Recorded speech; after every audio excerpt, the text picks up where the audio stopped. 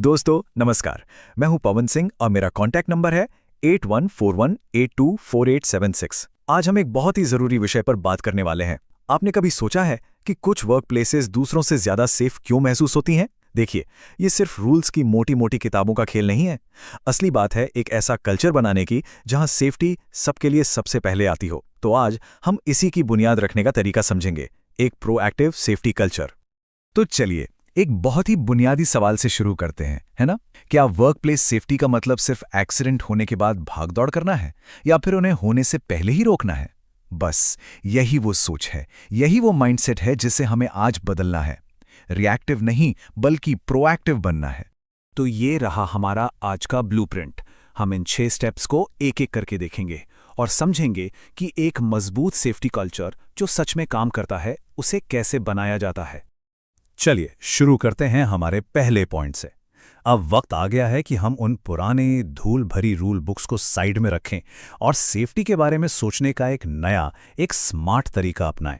अब देखिए, किसी भी मजबूत बिल्डिंग के लिए एक सॉलिड फाउंडेशन की जरूरत होती है ना? पर कुछ भी नया बनाने से पहले यह समझना जरूरी है कि जो पुरानी नींव है उसमें दरारें कहाँ हैं। आखिर वो क्या प्रॉब्लम है जो हमारी सेफ्टी को कमजोर कर रही हैं?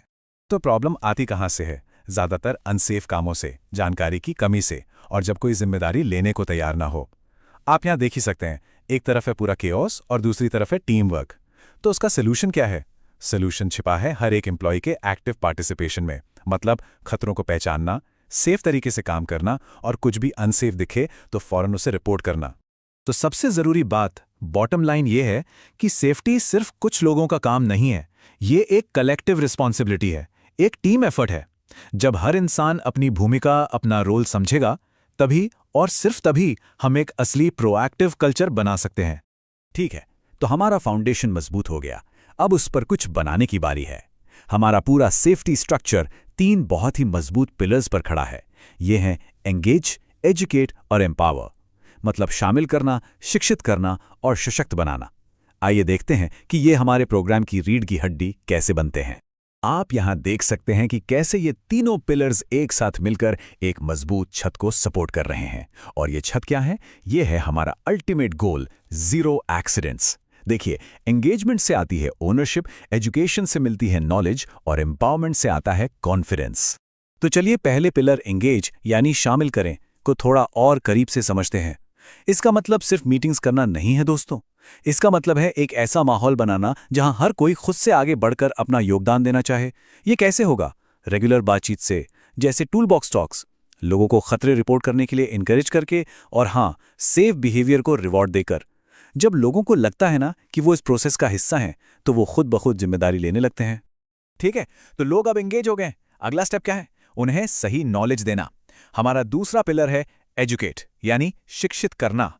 हमें यह पक्का करना है कि हर किसी को पता हो कि पीपीई को सही तरीके से कैसे पहनना है, मशीनों को सेफली कैसे ऑपरेट करना है, और सबसे जरूरी, इमरजेंसी में क्या करना है। याद रखिए, जब बात सेफ्टी की आती है तो नॉलेज ही आपकी सबसे बड़ी पावर है। और अब आता है हमारा तीसरा और शायद सबसे गेम चेंजिंग पिलर, एम्पावर यानी सशक्त करना। यहां हम लोगों को सिर्फ रूल्स नहीं देते, हम उन्हें अथॉरिटी देते हैं। इसका मतलब है हर एम्प्लॉय के पास स्टॉप वर्क अथॉरिटी है, यानी किसी भी अनसेफ काम को रोकने का पूरा अधिकार, बिना किसी डर के रिपोर्ट करने की आज़ादी, और सेफ्टी को बेहतर बनाने के लिए उनके आइडियाज को सच में सुनना और वैल्यू देना। तो हमारे पास फाउंडेशन भी है और पिलर्स भी, पर सवाल यह है कि इन्हें बनाएगा कौन? देखिए, एक मजबूत सेफ्टी कल्चर बनाना एक टीम गेम है। इसमें प्लानर्स से लेकर ग्राउंड पर काम करने वाले तक हर किसी का एक रोल है। तो चलिए इन बिल्डर्स से मिलते हैं। तो देखिए, जिम्मेदारियां बिल्कुल साफ हैं। मैनेजमेंट का काम है रिसोर्स और पॉलिसी देना, सुपरवाइजर्स का काम है काम पर नजर रखना और गाइड करना, और एम्प्लॉयज का काम है प्रोसीजर फॉलो करना और खतरों को रिपोर्ट करना। यह बिल्कुल एक चेन की तरह है और इस चेन की हर एक कड़ी का मजबूत होना बहुत जरूरी है। तो ये सब असल में काम कैसे करता है? चलिए एक छोटा सा एग्जाम्पल देखते हैं। मान लीजिए एक एम्प्लॉय को कुछ ढीले केबल्स दिखते हैं, ये खतरा है। वो फौरन इसकी रिपोर्ट करता है और उसे तुरंत ठीक कर दिया जाता है। नतीजा, एक बहुत बड़ा हादसा होने से बच गया। यही है प्रोएक्टिव सेफ्टी इन एक्शन। अब सोचिए, जब हर कोई उस एम्प्लॉय की तरह अलर्ट और एक्टिव हो, तो इसके फायदे कितने बड़े होंगे? ये सिर्फ एक एक्सीडेंट टालने की बात नहीं है, ये हमारे पूरे वर्कप्लेस के स्ट्रक्चर को, उसकी बुनियाद को मजबूत करने जैसा है। और इसका असर बिल्कुल साफ दिखता है। जब हम सेफ्टी को अपनी प्रायोरिटी बनाते हैं तो जाहिर है एक्सीडेंट्स कम होते हैं, जिससे प्रोडक्टिविटी अपने आप बढ़ जाती है। और जब डाउन टाइम कम होता है, नुकसान कम होता है, तो इसका सीधा फायदा फाइनेंस पर भी दिखता है। मतलब हर तरह से विन विन सिचुएशन। लेकिन ये सारे फायदे एक ही चीज पर टिके हैं, और वो है हमारी पर्सनल कमिटमेंट। एक बेहतरीन सेफ्टी कल्चर सिर्फ रूल्स और प्रोसीजर से नहीं बनता, ये उन बेसिक प्रिंसिपल से बनता है जिन्हें हम रोज अपनी आदत में शामिल करते हैं। पहला और सबसे जरूरी प्रिंसिपल, सेफ्टी सबकी जिम्मेदारी है।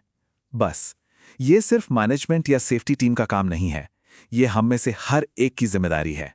दूसरा, एक बहुत ही सिंपल लेकिन पावरफुल रूल, अगर कुछ भी अनसेफ दिखे, कुछ भी गड़बड़ लगे, तो प्लीज चुप मत रहिए, उसे रिपोर्ट कीजिए। आपकी एक आवाज किसी की जान बचा सकती है। और तीसरा, ये एक गोल्डन रूल है जिसे कभी नहीं तोड़ना है। कोई भी काम, कोई भी डेडलाइन इतनी जरूरी नहीं है कि उसके लिए सेफ्टी से समझौता किया जाए। हमारी सेहत, हमारी जिंदगी हमेशा पहले आती है, ऑलवेज।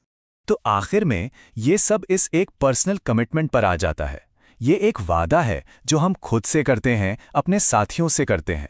ये एक शपथ है जो हमारे सेफ्टी कल्चर को असल में मजबूत बनाती है। तो याद रखें, एक मजबूत सेफ्टी कल्चर तभी बनता है जब हर एक इंसान एंगेज्ड, एजुकेटेड और एम्पावर्ड महसूस करे। ये एक ऐसा स्ट्रक्चर है जिसे हम सब मिलकर बनाते हैं, हर रोज एक एक ईंट जोड़कर। मैं हूं पवन सिंह, और इस सेशन को देखने के लिए आपका बहुत बहुत धन्यवाद।